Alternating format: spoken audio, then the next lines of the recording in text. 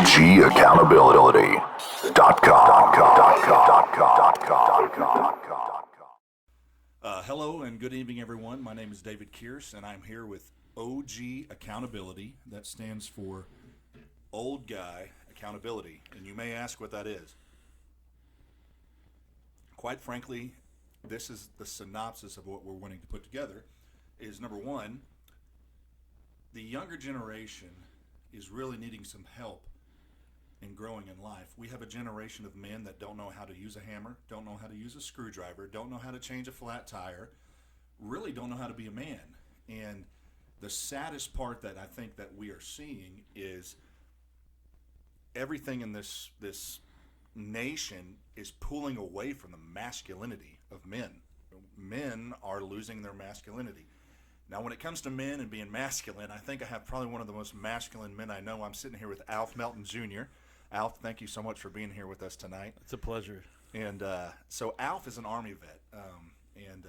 Where were you stationed again? I can't remember. Stationed in Fort Sam Houston, San Antonio. Okay. And just quickly, what was that experience like for you? I was able to go into. I was never deployed anywhere. God had given me an amazing son, and he had a lot of disabilities, so they wanted me to stay there because of all the different things that entailed behind that. But I was able to be in the hospital, be in the burn unit, and that right there alone is horrible stories. The smell, the stench, the cries. You know, talk about grown men that have been to war. Just the cries, the screams, the night terrors, the stories that you go through, and it's just, I don't know. It's like something that helped me to, maybe I didn't experience what they experienced, but I got to experience it through multiple people's eyes. Yeah. So part of the reason why I definitely wanted Alf to be part of this first podcast is he has a lot of ventures, a lot of things that he's plugged into, a lot of things that he does. But Alf's lived some life. We kind of have a little history with each other. We went to the same school. We grew up in the same town. We both kind of went away. We went through some trials, heartbreaks, heartaches, and then we kind of reconnected. What was that, 2017, 2018, somewhere around then. And quite frankly, we kind of went through another spell. We went through a spell, but what's great is as we both went through those times, there were times that we both would kind of speak to each other and be like, maybe we shouldn't be doing what we're doing. And there's times we may not listen, and then there's times we did. Yeah. And I think that's the part of this OG accountability. It's an ounce of experience trumps a million thoughts. When you've been through it and you've been around people who have been through it, one of the big things is it is awesome to get around people who are in success, that have successes, that have been through things, and you want to channel your life, mirror your life after their successes. But sometimes you need to talk to people on their failures. I mean, you really do. Exactly. You look at the light bulb, you look at all the different things. They were made through failures. And even in the gym, me and my workout buddy, we celebrate failures because our biggest comebacks and our biggest PRs are after failures. Yeah. Speaking of PRs, you just had a PR just recently. Why don't you share with everybody your new bench press record? My dear God. Actually, today was 535. 530. So some of you guys think you're strong. I'm just going to let you know, this guy's strong. So just to give you an idea, when you watch the NFL Combine and those linemen sit down and they do 225 pounds like 35, 40 times, that's very impressive. You watched me do it 65 times. I have it on video. I actually have it on video. 65 times this guy did 225 pounds. So Alf, not only is he a great man, but he's a strong man. And he has taken his feet and he has gone to work with, Team Impact.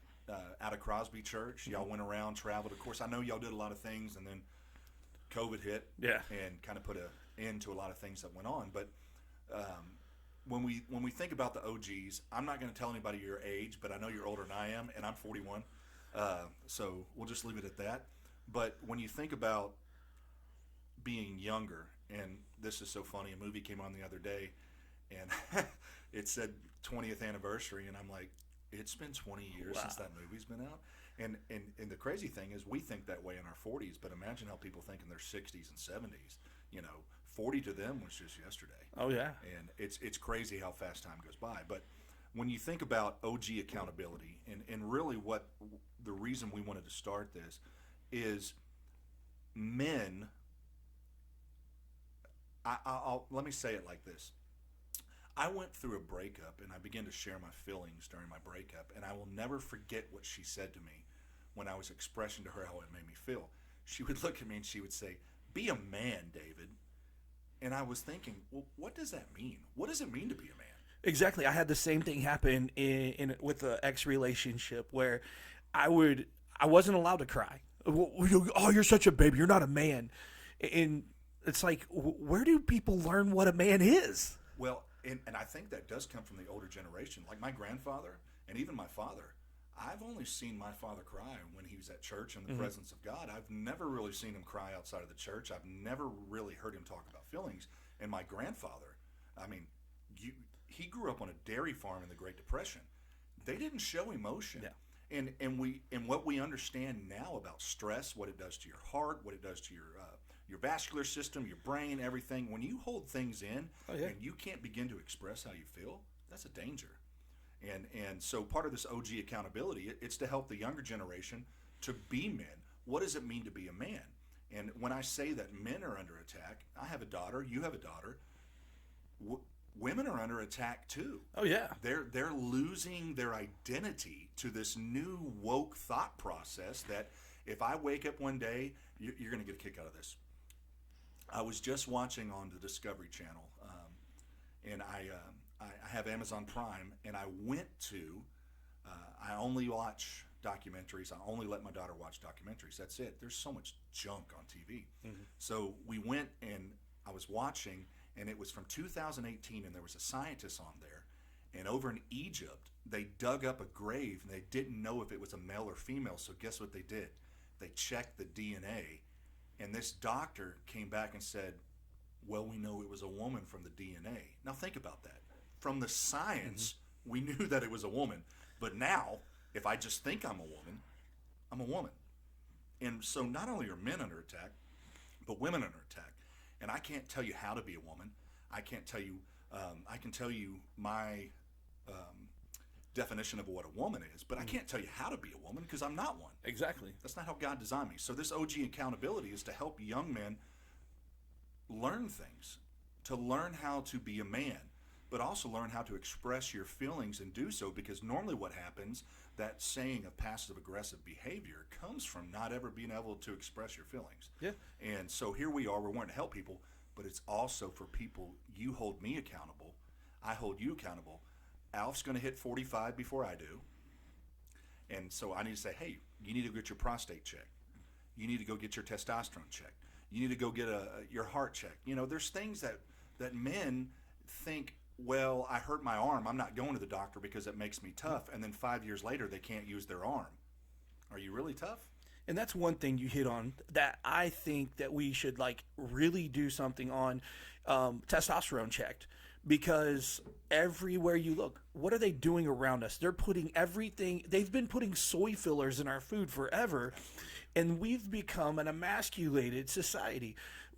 Like, if you look at the 1980s, I travel around and I go to schools all over the United States, and before, in classes or in schools, it was really a weird thing to see a fat kid. You barely ever seen that. Absolutely. But now it's rare if you see a skinny kid, and now they're the ones being picked on, and now they're being told if they seek fitness that they're fat phobic. But men, seriously, I don't care if you're 25, if you're 35, go get your testosterone checked, because there's a reason why you're having anger outbursts. There's a reason why you can't lose weight. There's a reason why your sleep's messed up. Yes, so many things that go along with low testosterone. And I was reading an article the other day that was talking about how 10 years ago, 40, 35 to 40 was the peak where you needed to go get your testosterone checked. It is now 20 to 25 because of all the different chemicals in our food, the hormones in our food.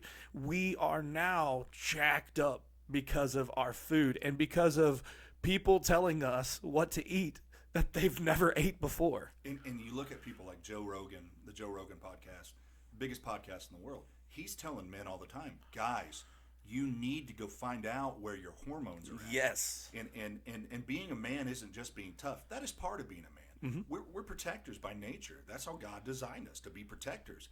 And I think from my situation, when I went through my accidents and I was on all kinds of different medications, I had no clue that those medications that I was on, I was just listening to a doctor. They kill your adrenals. They killed my testosterone levels. So I go to the doctor because I was having a problem getting out of bed and making a cup of coffee. I was tired all the time. And I go and I find out my testosterone's 185. And my doctor's like, congratulations, you're an old man. And I'm like, well, I feel like it with my body. But get on testosterone and it's like, hey, I feel like I'm living again. And that, I know that's just a part of it, but I think part of growing as a man is also a mindset. Not only just being a protector, not only just being able to do things. I will tell you this. I'll never forget this. I was 23 years old, 24 years old, and I was in a scenario and something needed to be fixed, and I fixed it. And there was a bunch of people around, and nobody knew what to do. I knew what to do because that's how I was raised. I built things. I fixed things. But I'll never forget my wife. She was like, you just became super good looking to me. And I'm like, oh, really? It is so sad that even men in their 25s and 30s now, they sit behind a screen all day long after they get off work and play video games. Yep. And I'm not putting that down, but there are things that need to be done around your household. There are things that need to be done in your home to be taken care of on a monthly basis. And if for 6-7 hours every night you're sitting in front of a screen, not only are you killing your testosterone levels, not only does your spouse or your girlfriend think this guy's a loser, you're not being a man. And what does it mean to be a man? We're dominant, okay? Mm-hmm. Not only did God, when he said that women are the weaker vessel, he didn't mean it that we're supposed to just smack them around and lord over them. They're everything a man can't be. And God designed men to have testosterone. God designed men to be dominant, to be able to take care of, build things. No man can take care of the household like a woman. No man can take something and make it so soft and so gentle like a woman can. In every scenario, whether it's music, whether it's worship, whether it's taking care of a home, whether it's child raising, whatever the scenario is, whether you're at the ballpark, you're at the grocery store, a woman is everything a man cannot be. And if we're not careful, we all lose those identities. And I know we're about to wrap up here, but so this is a challenge to all you tough guys out there. Alf's got a deck of cards in front of him. And what we would love for any of you out there that think you are strong, and you may not bench 565 pounds, you may be the guy at your gym that does 375 and you're the strong man there. Hey, congratulations. It's not about competing. But if you want to compete, I promise you lose. But Alf, real quickly, why don't you rip that deck of cards for us and show us exactly what it means to be a strong man. Well, it's not really, a strong man thing. Like, it's just, it's just a deck of cards, and, it's. I promise you, he's being very humble right now. That is a feat that is unbelievable. So Alf, he has started the gym church, and they work out every morning about 4:30. 5 o'clock in the morning. 5 o'clock in the morning. Okay, 5 o'clock in the morning. They're out working out. He's there with his son. He has people that come and work out with him. They come in there. They have a good time. They have fellowship. They talk about manly things. They talk about godly things. And that camera just went dead. So that's good. We still have these cameras. And so if you want to become a part of that, you can look Alf up on Instagram at the Gym Church, and on Facebook, the Gym Church. You can also find me at Alf Melton Jr. on Facebook and on Instagram. You can follow me. You can find out where I'm going. Next month, the 11th, I'll be at the Beaumont Prison doing a thing, and then I'll be in New York City on the 12th through the 17th. So Awesome. Thank you all so much for tuning in. OG Accountability, ogaccountability.com. You can find us on Facebook, Instagram, soon to be quite possibly on TikTok, showing how to do things. But I don't know. I'm kind of TikTok. I'm kind of out of that. But thank you all so much for tuning in. Appreciate it.